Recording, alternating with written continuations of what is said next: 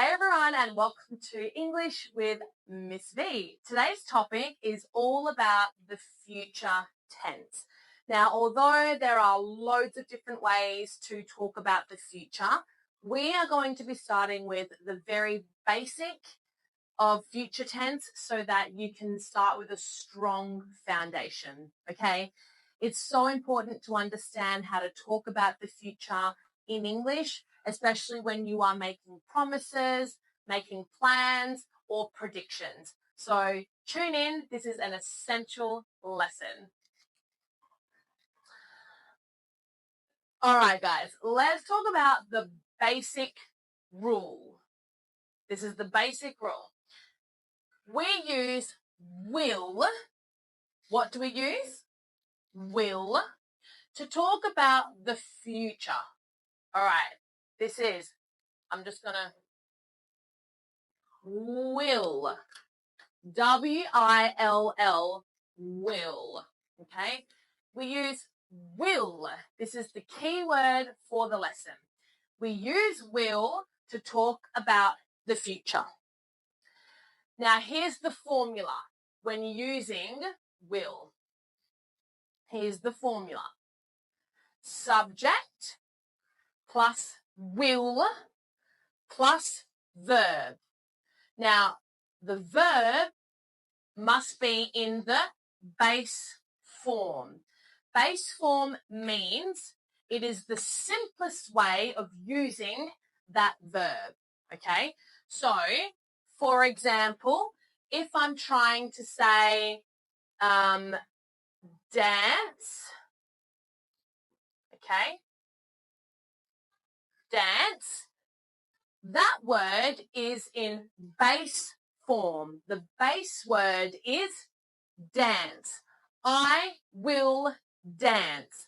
Now, what's not base form is if, for example, I use the word dancing with ing at the end. I will dancing. No, incorrect. Okay? So there's no suffix or prefix. Okay? So that means there are no words before or after the base word or the root word. So when we are using will, it's followed by the verb in its base form. So dance, okay? That's the root word. Not danced, dances, dancing. No, the root word, the base word is dance. Same as go. Go. Can you see that? Go is a base word, okay? It's the simplest way of saying that word. Not goes, no, and not going. No, that's not the base word. The base word, the most simplest way of saying the verb is go. So that's what I mean when I'm talking about base form, okay? So it's will followed by the verb in its base form. Again, that formula is subject plus will plus verb in its base form. Okay? Hopefully that makes sense. For example, I will call you tomorrow. So I'm speaking in the future tense. I will call you tomorrow. Look at this base word. It's not calls, calling, called. No, the base word is call.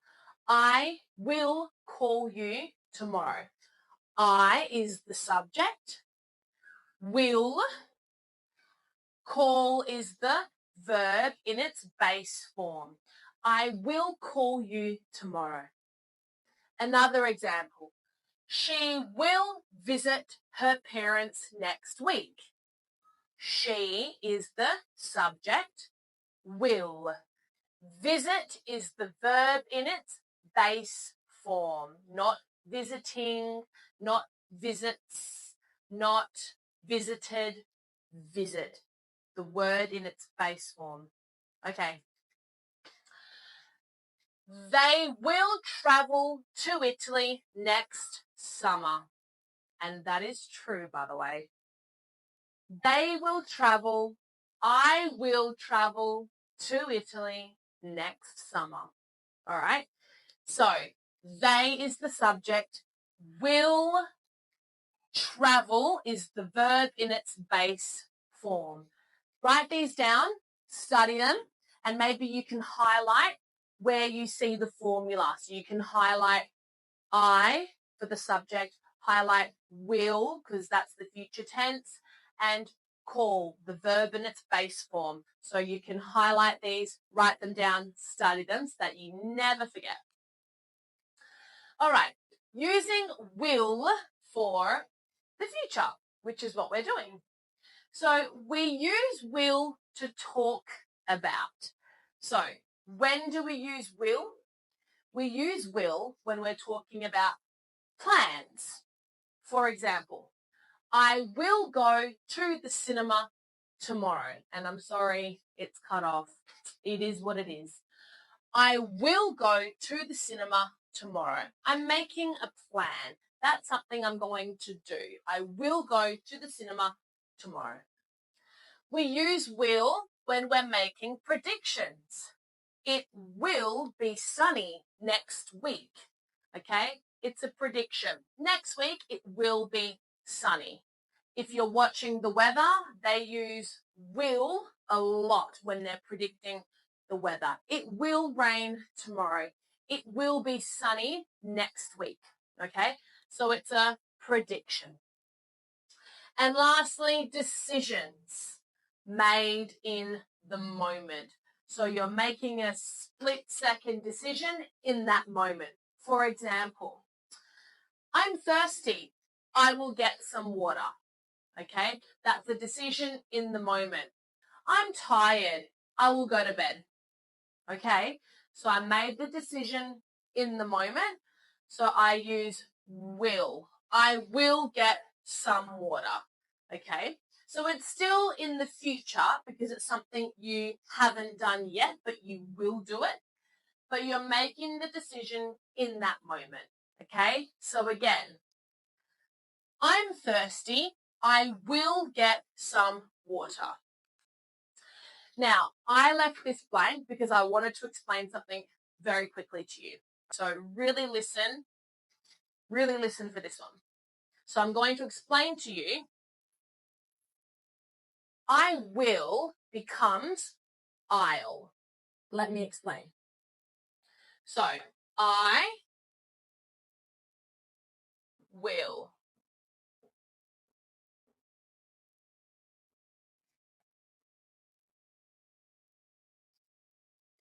Can you see that? I will. Okay. Now, I will is also a contraction. So you can get I will and put them together and it will become I'll. So I apostrophe L L. I'll. Now, native English speakers will most commonly use I'll, not I will. So they mean the same thing, but this is a contraction, a shorter way, a quicker way of saying I will. So before, when we said, I'm thirsty, I will get some water. Okay, that's fine and it makes sense. But native English speakers wouldn't normally say that. We would say, I'm thirsty, I'll go get some water. Okay, so I really want you guys to understand, okay, in this context, especially when you're doing the in the moment decision, okay, it's normally I'll, not I will, okay? So this is how you sound more fluent in English just by understanding these little nuances that we say in English. It's just more natural to say aisle in that context, okay? So I hope that makes sense. Aisle, okay? All right. Let's move on. Common mistakes, all right? So these are the common mistakes that people make when they're using will, okay? Here we go. She will to go to school tomorrow, okay? Remember, the formula is subject plus will plus verb in its simplest form. So this is incorrect. She will to go to school tomorrow. No, the correct way is she will go to school tomorrow. She, the subject, will go. Go is the verb in its simplest form, base form. Not to go, but just go. So she will go to school tomorrow. That's the correct way of saying it. Another common mistake. He will going to work next Monday. That is incorrect. Can you tell me why it's incorrect though? Yes, exactly. Because they haven't used the verb in its simplest form. Going is not that verb in its simplest form. The simplest form would be without the ing, and it would simply be go. So the correct way is he will go to work next Monday, not going. And that's a really common mistake that people make when they're learning English. Let's have a practice. So I want you to tell me which is correct, A or B. So you can pause the video, write down your answer, and then I'll tell you if it's correct or not.